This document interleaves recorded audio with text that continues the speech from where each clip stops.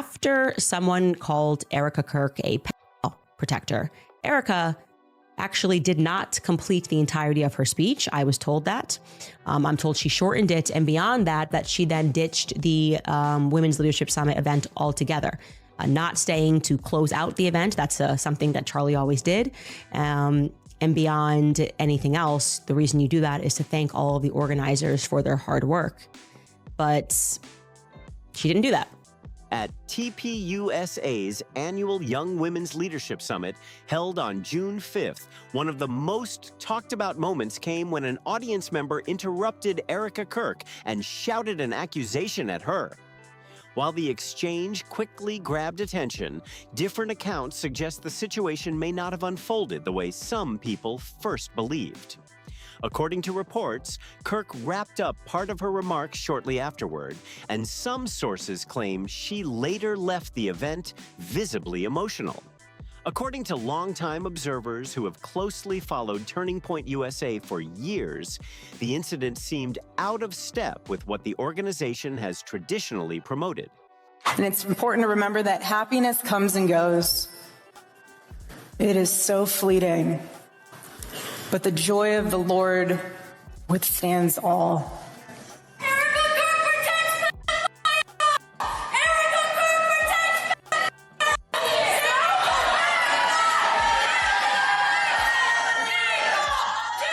the It's important to remember that happiness comes and goes, and I pray that you find it. Many pointed out that Charlie Kirk built much of his public image around open debate and direct discussion, making the moment stand out even more. This controversy is unfolding in the middle of Candace Owens' ongoing dispute with Erika Kirk and what some critics have called TPUSA 2.0, with questions being raised about transparency and accountability.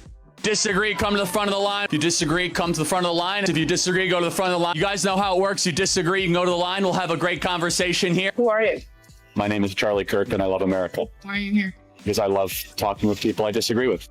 After Charlie Kirk's passing in September 2025, Erika Kirk was announced as the new CEO of Turning Point USA, a decision supporters say reflected Charlie's wishes.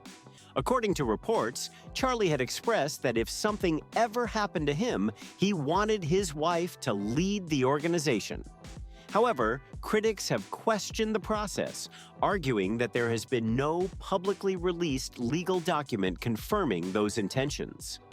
Much of the discussion has centered on a donor gathering in Aspen, where Charlie allegedly mentioned that Erika should take over in his absence, and that he believed she would do a strong job leading the group. The most important relationship in your life is the one that you have with your Lord and Savior, Jesus Christ. His passion was my passion, and now his mission is my mission. I appoint my wife to run Turning Point USA if something happens to me. Erika would do a great job. For months, members of the public and various commentators have been asking Turning Point USA to release the video recording of those remarks, especially since audio from the event was already made public. Despite repeated requests, the organization reportedly declined to release the footage for an extended period. Now, that situation appears to be changing, and it is drawing even more attention to an already heated debate. The AI, alleged AI of Charlie saying, I appoint Erika to be the CEO. Well, Erika told me that he said that at an Aspen event. I was like, okay, great. Well, the Aspen people who were at the event said that never happened. What? These are the Turning Point USA donors who have contacted me and said, Candace, that is AI. He did not say that. What? Now, they have alleged that they have the video of that. Why did they only play the audio? Andrew Colvett has reportedly explained the delay by saying the organization was attempting to protect the privacy of donors who attended the Aspen event, which he says is why there was strong resistance to releasing the video in the first place. However, Candace Owens has pushed back on that explanation. According to Owens, the camera remained focused on Charlie Kirk throughout the entire donor meeting, meaning donor identities would not have been exposed in the footage. She has also claimed that some attendees have privately stated that Charlie never explicitly named Erika as his successor during the event. After Charlie's death, and maybe even before Charlie's death, but definitively after, Marcus was meeting with and communicating with Hollywood AI deep fake companies. Okay, they specialize in creating deep fakes. Now, maybe if this was a conservative company that specialized in making videos, you might go, okay, you know, back when Daily Wire was saying they were going to explode into Hollywood, that might make sense. But why Turning Point USA? I'm going to give you the name of the company. It's VFXLA. Adding another layer to the controversy, Owens has alleged that the video recently released by TPUSA may have been altered or edited in a misleading way. These claims remain disputed, but they have sparked intense debate and renewed scrutiny surrounding the leadership transition and the organization's handling of the footage. Months before this latest dispute, reports from alleged insiders claimed that certain TPUSA executives had been involved in private meetings with a company that specializes in AI-generated media and deepfake technology. The company frequently mentioned in these claims is VFXLA, a firm that publicly describes itself as having expertise in deepfake and visual effects technology. Well, we were trying to protect the donor. Protect the donor from what? You asked a question. The question was reasonable, right? If he gives this presentation and talks about whatever he's going to do, you might ask a reasonable question like, hey, Charlie, you're one guy. That's how I was told. The context was you're one guy. What would happen if you weren't here? Why would they have to protect the donor from that? The donor who asked the question was Julie Fields and Arthur Fields from North Carolina.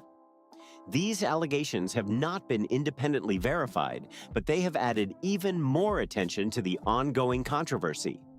According to sources, the strategy behind releasing the Succession clip was reportedly to settle the debate once and for all and remove any remaining public doubts about the leadership transition. Supporters of the release allegedly believed the footage would answer lingering questions and quiet ongoing criticism surrounding the issue.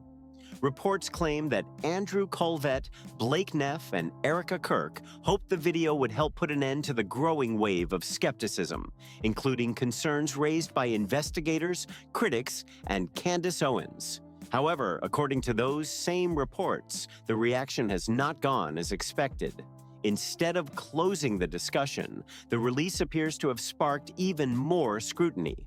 We decided over the weekend we were going to troll the trolls. There's this video that has become a source of controversy. Not even controversy, just obsession from bizarre people. Yeah, just absurd. I don't even talk about it because I think the whole thing is so lame. And if they you're demand online, overwhelming proof for the idea that Charlie loved his wife and would want his wife to carry on his mission. Yeah. Well, it's something he told all of us. We all knew. We didn't talk about it because we thought Charlie was going to be with us for another 50 plus years. But like we all knew, the board knew this was the plan. Whatever. He said it one time in front of a camera at a private event with donors in Aspen. So we figured we'd troll the trolls. Some individuals identified as donors from the original event have reportedly begun speaking publicly, with several disputing the authenticity of the Succession clip and raising concerns that AI generated. Elements may have been involved. These claims remain allegations, but they have intensified the controversy and brought renewed attention to the footage. In response to the growing controversy, reports claim that Andrew Colvett acknowledged that the released video had been modified in some way. According to accounts circulating online, Colvett said his intention was to troll the trolls. If we find that out, confirmed, this is AI. What does that signify about Erika? It signifies that she had that meeting, that it took place, and she was able to stomach it. She was able to stomach hearing her husband's voice intentionally manipulated after he was ruthlessly murdered. And she thought, okay, he's dead. What can he do for me? We can use his voice to have him hand over the company so people will not blink and they will not ask questions. The exact context and meaning of that remark remain a subject of debate, with critics and supporters offering very different interpretations of what he meant by it. For critics of Erika Kirk, the controversy has become about much more than a single video. They argue that if the allegations surrounding the Succession footage were ever proven true, it would raise serious questions about the events that followed and the broader leadership transition at Turning Point USA. And I have evidence of that. In the weeks following Charlie's assassination, she shared with people that Charlie and her were due to sign updated end-of-life documents on September 15th. Let me say that again.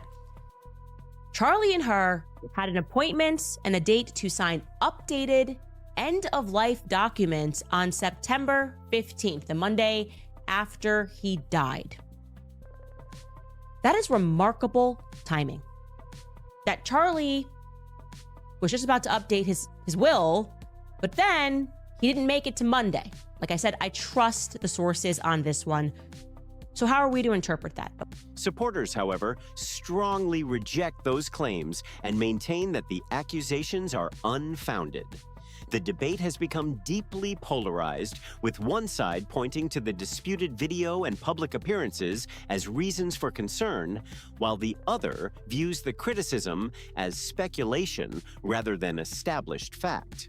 As a result, the controversy has evolved into a larger argument about trust, transparency, and credibility.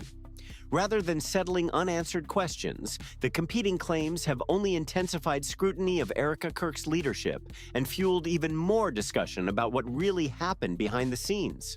Critics have also pointed to separate reports claiming that Charlie Kirk was scheduled to attend private meetings and appointments to update his will and other end-of-life documents in the week leading up to the events of September 9th.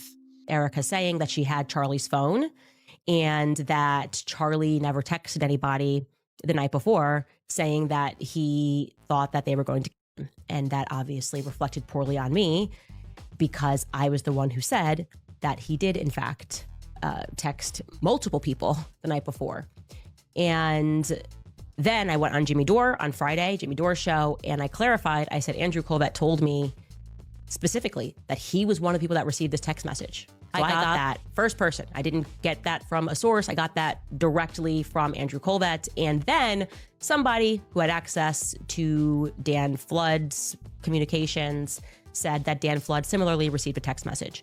They argue that when viewed alongside the ongoing succession controversy, those reports raise additional questions and have become another major point of debate in the broader discussion.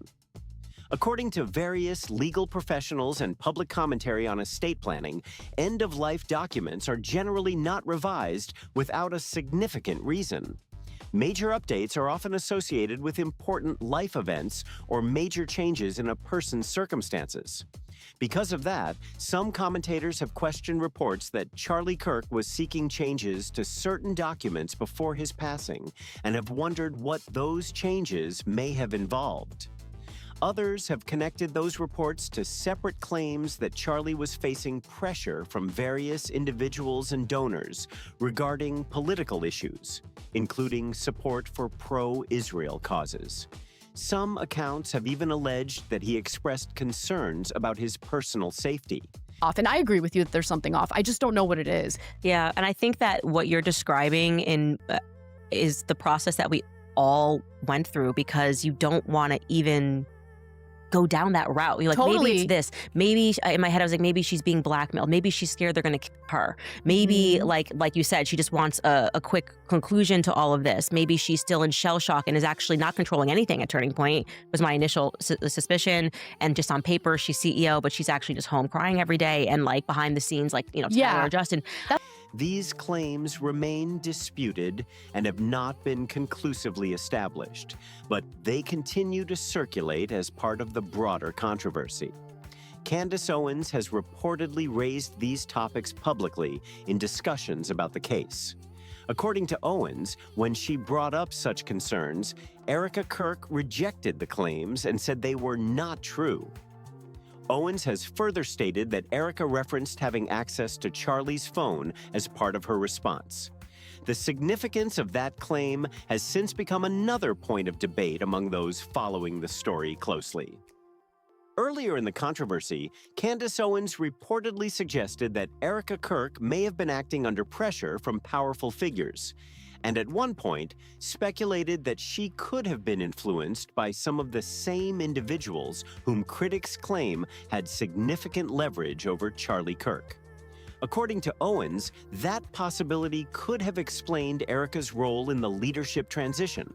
However, as new claims and allegations have surfaced, Owens and other critics have argued that a different interpretation may be possible. They now suggest that Erika could have been more directly involved than they originally believed, although these accusations remain disputed and have not been proven. This brings us to the final major topic in today's video. According to reports from unnamed sources, some remaining TPUSA members and donors have allegedly called for Erika Kirk to step down, arguing that doing so would help preserve what they view as Charlie Kirk's legacy and the organization's original mission. These claims have not received widespread coverage, but they continue to circulate among those closely following the controversy.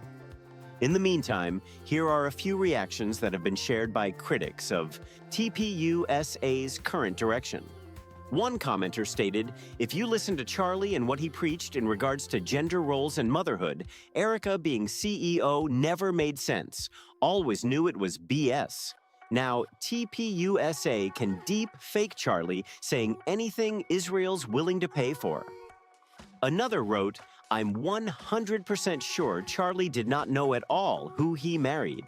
There is something really dark about Erika." And a third commented, "This is not Charlie Kirk's TPUSA." The larger debate continues to focus on the succession process and whether it aligns with Charlie Kirk's publicly stated views and leadership style. Critics question whether the transition unfolded as intended, while supporters maintain that the organization is carrying out his wishes. As always, many of the claims discussed remain disputed, and different sides continue to present sharply different accounts of what happened. We want to hear your perspective on the succession debate and the questions surrounding TPUSA's future. Share your thoughts in the comments. And if you want more updates on stories like this, be sure to like the video and subscribe for future coverage.